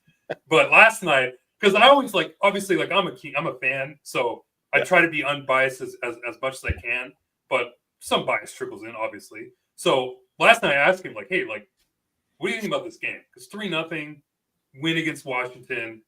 Like, when they lost to Washington, we were all saying, like, oh, end of a road trip. Yep. Schedule loss, back-to-back Nashville, whatever. And it was a close game. Last night, they shut him up 3-0. And so I asked him, I was like, hey, like, what do you think? And he's like, no, this is legit. Like, Washington had been sitting here. They played Tuesday in Anaheim. They're on, like, a 2-game road trip. This is a legit win. And I was like, okay, like, I agree. So it's like, I get to an extent, like, home ice does matter. but I've seen it in the past with McDavid at home. I watch these playoff games and I see freaking 97 go out there and do 29, go out there and do whatever the hell they want against any Kings player on the ice. And it's just so frustrating to watch because like we talked about, like when it comes down to like the nitty gritty of any single game, like are your 5 best players better than the other team's 5 best players? And like I'd be biased if I said the Kings are because the other team has McDavid and Draisaitl. So it's like, how am I going to pick that? I can't. But like over a long stretch, like I could see where there are matchups that the Kings can't win in home ice, and when you have that last change, I think that definitely does matter. I think it matters, but I just think that we're starting to see now, and I get it. Like on I obviously specifically Kings Twitter, like if you did like a home ice is probably trending in like LA right now. If you were to look like that's how like heavy. Like I don't think it like moves the needle so much. Like I think there's genuinely people that think like if the Kings have home ice, they're favored in the series. The Kings won game 1 all 3 years. They won in Edmonton game 1 all 3 years. They took home ice advantage. Mm-hmm. Now, and then you look at last year, they were one of the best road teams in like the history, at least at the start of the seasons. And then they started on the road. It's like, here we go. And they split on the road. But it just, at the end of the day, I just think I think it's different. Let me put it this way. I think it's different in a playoff series when you're playing the same team, the same not the same matchups because, coaches are going to make adjustments throughout the games and throughout in between games. But like when you have, Washington was in Anaheim and then they come in here and, they've got Nashville coming in tomorrow. Like, I think that is a different dynamic than playing the same team in a 7-game series to where I don't think the home ice is as meaningful. I'm not saying it's not something. Again, I'd way rather play Edmonton at home. I get that. But I don't like say if I was, I don't know, like if it was 60-40, Edmonton was going to win the series if it was started in Edmonton. It's like, I don't know, 58% now. Like it's not a huge thing. Or like just pendulum swings all the way to the Kings. Yeah. I think it's being a little overrated because of how obviously great the home record has been this season. And I'm not meaning to downplay that, but I don't think it's apples and oranges when you're talking about over the course of a season against all these different teams and different snapshots in time versus a series against one team that is specifically trying to beat that chess match against you. They know. But I do think it's another piece. It helps. It helps. I think you're right, Joe. Ultimately, results is the only thing that matters. And if the hoorah and the hoopla and everything like that, if they don't make it past the first round, it doesn't matter. But I will disagree with you that these games do matter. This team's going to figure out what it's going to make up and who they really are with Kuzmenko in the lineup and how much they can get from Spence, how much they can get from Clark, what this team really is coming down the stretch, and how much positivity this team has going into the playoffs. Yeah. And like them bonding as a team, the way they bonded this year, and like the vibes with the team that we've been talking about. Yep. It's you're right in the fandom aspect. That's what I mean. Where it's going up and down. But in the locker room, correct. It comes down to the locker room and what these guys think. Do these guys think that they can take it to Edmonton? Do they think they can get in there and battle it out? Because the vibes weren't that way last year. They were dancing in the beginning of the season, but towards the end of the season, it was kind of just like you saw the clips and they were doing this, but it was kind of just like whatever. Like the vibes are different this year, I think, a little bit with the roster and how well they truly think can they beat Edmonton. If they believe that they can beat Edmonton and they're coming with that mindset and they galvanize this team coming in the last 2 weeks, hell yeah, that matters to me. And so like how much do we put if they lose, right. Yeah. And if they lose, then it is what it is because ultimately results is what we want. But I think the confidence of the fan base, the confidence of this locker room, and what this Kings team thinks that they can do in the playoffs, that does matter. I think that matters a lot to what happens, how this team plays. What happened? They got Oilers twice in April before the end of the regular season. One on the home, one on the road. What happens if they win the road game and lose the home game? I don't give a fuck. Well, what I mean, we're going to have to win a road game to win this game. I know. Regardless, like, I just think, and maybe I'm being. I'm moving off the home ice thing. I'm just moving as a team as a whole. Like, yeah, and I get that. Like from a team standpoint, yeah, of course these games are huge, no doubt. I'm just mean from like a fan standpoint. I'm looking at it as, yeah, cool guys, do your dances in the locker room. We've seen this before. Can you win a playoff series, please? Like from a fan standpoint, that's just kind of where I'm at. You know, for right or better, worse, right or wrong, whatever. I'm not going to get. I'm going to be excited. Like that was a great win last night. They dominated one of the best teams in the league. That's awesome. But like at the end of the day, I'm going to bed and I'm not like jazzed the next day because of that win type of thing. You know what I mean? Yeah, I'm dreaming about Connor McDavid. Right. Like these wins aren't like, because there's times when when you're like a true contender, you've won playoff series, like look at Florida or even Edmonton, you know, like when they're going well in a season, there's a little pep in your step. You win a big game like that the next day. You're like, here we go again. We're a great team. Like that's not the feeling I get the next day. It's like, that's a great win. Like in the moment, like, yeah, that's a freaking dominant win. The next day though, it's like, it generally doesn't matter because we've been here. So there's 18 games left in the season. Yeah. What if the Kings finish the season with 14 wins? Does that change your mind? Then it matters because then if they win the division, that's way better. So the way this team plays down the stretch, I think does matter. Like I would much rather play the Minnesota Wild because I am just saying purely as a fan, like these last regular season games, they haven't won a playoff series in 11 years. I get it, Joe. Results. But to me, the team's confidence and my confidence as a fan is going to be a lot higher if they win 14 of the next 18, or versus limping in the third seed with 9 wins. I think your confidence in the team ultimately all that gets wiped clean when it comes to the playoffs. And what have you done for me lately? But I do think these games matter. I think they matter for the fans. I think they matter for the team. Like if this team can get to 20-25% on the power play, that power play is buzzing, that confidence there is buzzing. You have some Byfield and Fiala keep going the way they're going. Maybe Clark and Spence can actually get some confidence with the team. I think there's a lot of stuff going into the positive, Joe. I just think if crack a brew and be on the ride, man. Like, hey, I got my Kings hat on. I'm ready to rock for playoffs. I wish it was playoffs starting tomorrow. Right. But like, I just think, I guess maybe where I'm at is whether they go 14-4 or 4-14 in the final games of the regular season. I don't think it has any bearing on whether they win the series or not. Well, that's why. I mean, the only reason that I feel like these games matter, because I'm kind of with Joe. I get where you're coming from, but I'd want to win the division because I just don't want to face the Warriors. That's why I'm like, my eyes are set on winning the division. Like that's why, like if they can, I would say, just surpass Vegas and face Minnesota in the first round as opposed to Edmonton, where now it gets to a point where it's like, okay, well now we're not worried about 97-29 or whatever, then great. But yeah, like if game one was tomorrow and against Edmonton at home, I'm not going to be remembering what they just did last night against Washington. I'm going to be worried about who's matching up against 97 or 29. Like, yeah, we can have all the confidence in the world and is what it is, but it's not going to matter because we haven't seen it happen in the last 3 years. And I understand, like, there are better matchups that we've talked about already today, but even then, it's just what have you done for me lately? And they haven't. But those last years don't matter either. Just like the regular season this year doesn't matter. Those last seasons don't matter either. It's a different team. It's a different style. And they have just they have just as much of a clean slate as Edmonton does. Yeah, agreed. Mm-hmm. That's fair. I don't know. Like I said, last year I picked the Kings to win begrudgingly, and I'd regretted it like literally after we ended the podcast because I knew it was a false prediction.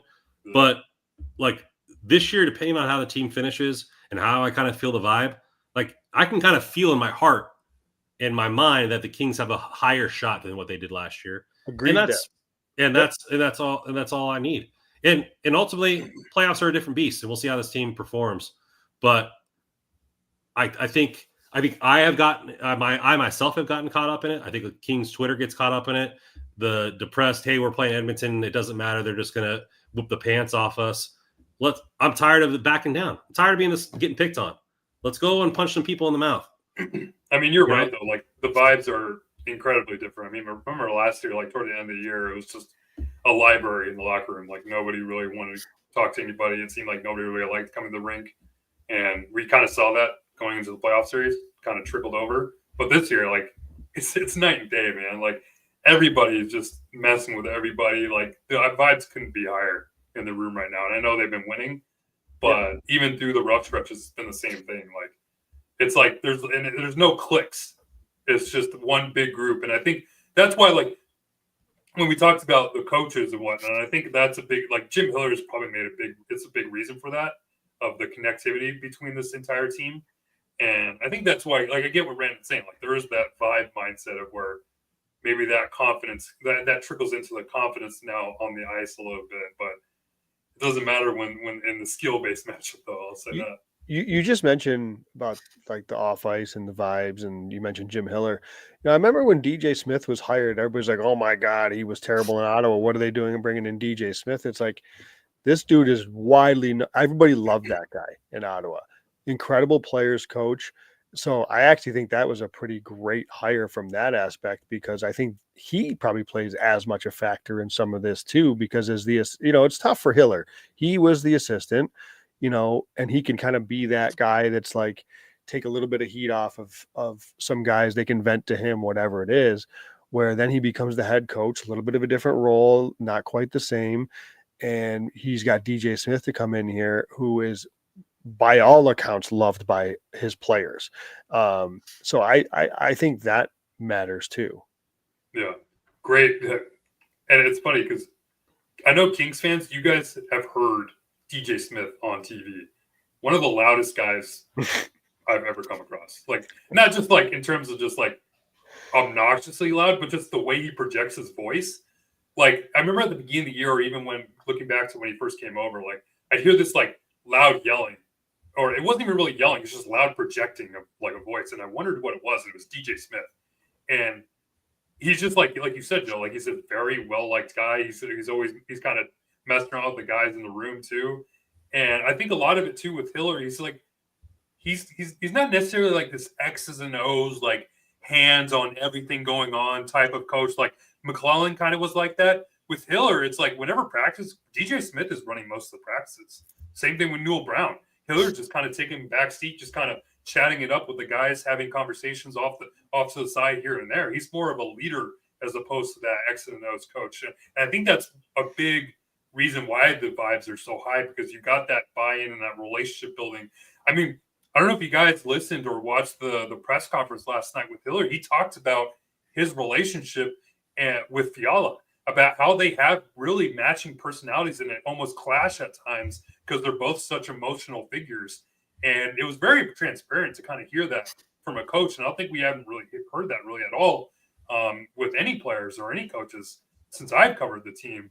So to kind of hear that and hear that the way that the whole season has gone for Fiala, I mean, you look back, I mean, he remember earlier in the season where he like missed the team bus or whatever in San Jose and he got scratched. And I think that's, we're seeing like Fiala start to elevate his game because he's got that trust with the coaching staff and the coaching staff starting to trust him on the ice too more. So, I mean, that it's hard to quantify that in terms of statistics and in terms of what Hiller's impact on the game, but it's huge in terms of the vibes in the locker room. Well, I've known one thing I can quantify is this podcast rocked tonight. So I want to thank everybody for getting in the chat. The chat was buzzing. Please hit that like button on the way out. You guys help us with our algorithms and everything that we're starting to do a little bit more shorts, YouTube shorts. So be eye on that. I'm trying to delve into the AI and cut these bad boys up and show them out there. So hit that like button on those as well. We still have shirts available for those who want some nice garb going into the playoffs. Let Kev be Kev, man. He's finally showing, proving our shirt right. So go ahead and get yourself some merch going to the playoffs there. And man, I'm just excited. I really think that this team is a little bit different. Will it really matter come playoffs? Only time will tell. But I do think there's vibes among the fan base that's different. I think there's vibes among the locker room that's different. There's vibes that are different in this podcaster's head. So I'm liking it. And we'll, as always on this podcast, go Kings go.